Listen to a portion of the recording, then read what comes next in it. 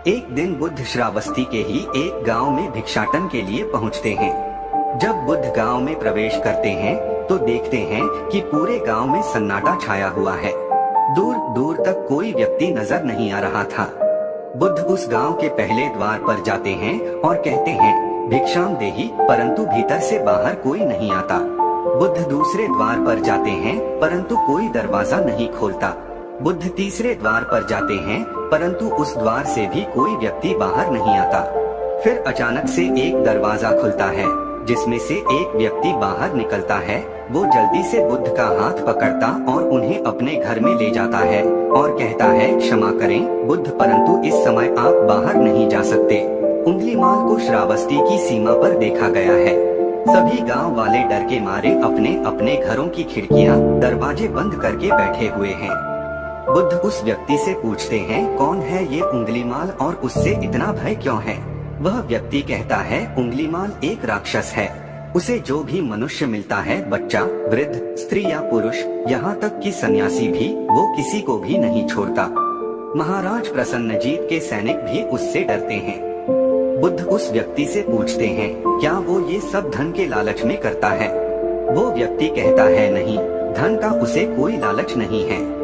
वो जब भी किसी मनुष्य पर वार करता है तो उसकी उंगली काटकर अपने गले की माला बनाता है, इसलिए उसका नाम उंगलीमाल पड़ गया है। और यह भी सुना है कि जब उसके गले की माला में 100 उंगलियां पूरी हो जाएंगी तो उसकी विनाशक शक्तियां और भी ज्यादा बढ़ जाएंगी।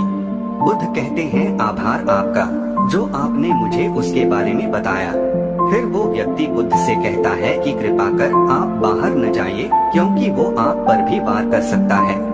बुद्ध कहते हैं, भय से अपनी राह छोड़ दो, ऐसा मैंने कभी नहीं किया। मुझे भिक्षा मांगता देख जन जन के हृदय में उंगलीमाल का भय कम होगा। फिर वो व्यक्ति कहता है, नहीं बुद्ध, आप मत जाइए, वो बहुत ही ज्यादा खतरनाक है। बुद्ध कहते हैं, वो खतरनाक नहीं बल्कि दुखी है और मुझे उसके पास जाना होगा क्योंकि उसे मेरी आवश्यकता है। इतना कहकर बुद्ध उस व्यक्ति के पास से चले जाते हैं। कुछ दूर चलने के बाद बुद्ध वन में प्रवेश करते हैं। वन में चारों ओर एक सन्नाटा छाया होता है। दूर दूर तक ना तो कोई मनुष्य और ना ही कोई पशु पक्षी दिख रहा होता है, परंतु बुद्ध अपने मार्ग में आगे बढ़ते रहते हैं। अचानक बुद्ध के सामने उंगलीमाल आकर खड़ा हो जाता है। उसका रूप इतना डरावना होता है कि कोई भी व्यक्ति उसे देखकर ही भयभीत हो जाए। उसके गले में उंगलियों की माला होती है, चेहरा और हाथ रक्त से सने होते हैं और शरीर बलशाली होता है। उसका रूप इतना भयानक होता है कि किसी भी साधारण व्यक्ति के प्राण तो उसे देखते ही निकल जाएं, परंतु बुद्ध पर उंगलीमाल के इस डरावने रूप का कोई भी असर नहीं होता। बुद्ध कुछ क्षण तक एक शांत मुस्कुराहट के साथ उंगलीमाल की तरफ देखते हैं और फिर उसकी बगल से निकलकर अपने मार्ग में आगे बढ़ जाते हैं। बुद्ध को ऐसा करते देख उंगलीमाल को ये समझ नहीं आता कि उसके साथ ये हो क्या रहा है। वह मन ही मन सोचता है कि मुझे देखकर लोग या तो भाग जाते हैं या मुझे देखकर ही मर जाते हैं या फिर मुझसे अपने प्राणों की भीख मांगने लगते हैं। मैंने कई सन्यासियों को भी मारा है, परंतु मैंने आज तक कोई ऐसा व्यक्ति नहीं देखा जो मुझे नजरअंदाज करके अपने मार्ग में आगे बढ़ जाए। या तो इसने मुझ पर ध्यान नहीं दिया होगा या फिर हो सकता है कि यह देख ही ना सकता हो, परंतु मुझे इससे क्या, मुझे तो अपनी उंगलियों की माला पूरी करनी है। उंगलीमाल बुद्ध को आवाज लगाता है, ए साधु रुक। फिर भी बुद्ध उंगलीमाल को नजरअंदाज करते हैं और अपने मार्ग में आगे बढ़ते रहते हैं। उंगलीमाल और ज्यादा क्रोध में भरकर बुद्ध को आवाज लगाता है, ए साधु रुक। फिर भी बुद्ध उंगलीमाल को फिर से नजरअंदाज करते हैं और अपने मार्ग में आगे बढ़ते हैं। उंगलीमाल तीसरी बार बहुत ही ज्यादा क्रोध में भरकर आवाज लगाता है, ए साधु रुक। फिर बुद्ध रुकते हैं। उंगलीमाल बुद्ध के पास जाता है और कहता है, मेरे आदेश देने के बाद भी तू रुका क्यों नहीं? बुद्ध कहते हैं, मैं तो बहुत पहले ही रुक चुका हूँ, तुम ही चलते जा रहे हो। उंगलीमाल ये समझ ही नहीं पाता कि बुद्ध क्या कह रहे हैं, परंतु वो इतना जरूर समझ जाता है कि सामने खड़ा व्यक्ति उससे थोड़ा भी नहीं डर रहा है।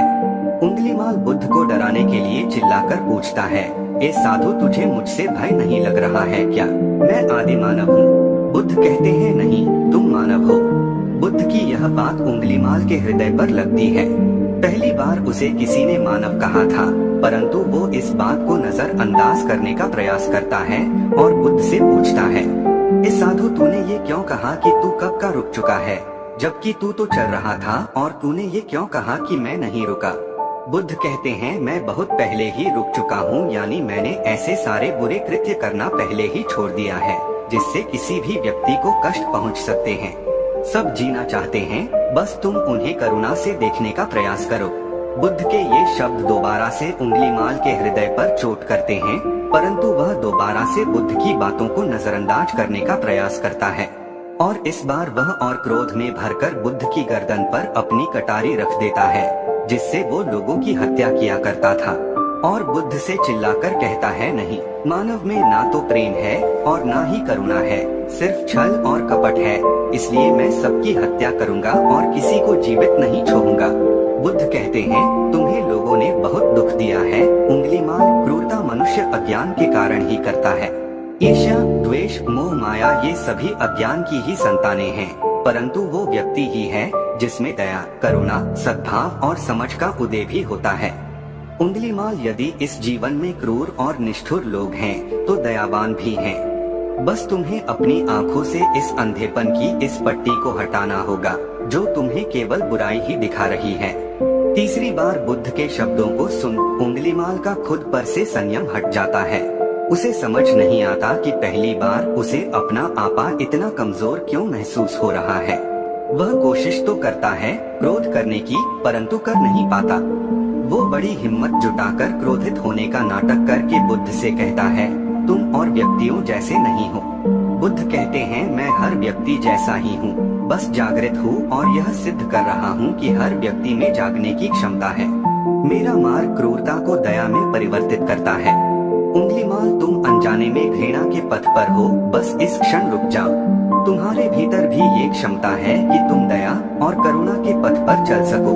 इतना सुनते ही उंगलीमाल के हाथ से कटारी जमीन पर गिर जाती है और उसकी आंखों से आंसू बहने लगते हैं। भला कोई कब तक बुद्ध को अनदेखा करेगा। उंगलीमाल रोते हुए बुद्ध से पूछता है, क्या आप वही हैं जिन्हें लोग बुद्ध कहते हैं, जो लोगों को मुक्ति के मार्ग पर चलना सिखाते हैं। फिर बुद्ध कहते हैं कि हाँ, मैं वही हूँ और तुम्हें भी मुक्ति के मार्ग पर ले जाना चाहता हूँ। फिर उंगलीमाल कहता है, परंतु मैं अब बहुत दूर निकल गया हूँ। मैंने बहुत हत्याएं करी हैं और बहुत पाप करे हैं। मैं अब चाहकर भी वापस नहीं लौट सकता और मेरा वापस लौटना अब असंभव है। बुद्ध कहते हैं, असंभव कुछ भी नहीं, जब जागो तभी सवेरा। उंगलीमाल कहता है, मैं अब पुनः जीवन की ओर नहीं मोड़ सकता, बहुत देर हो चुकी है।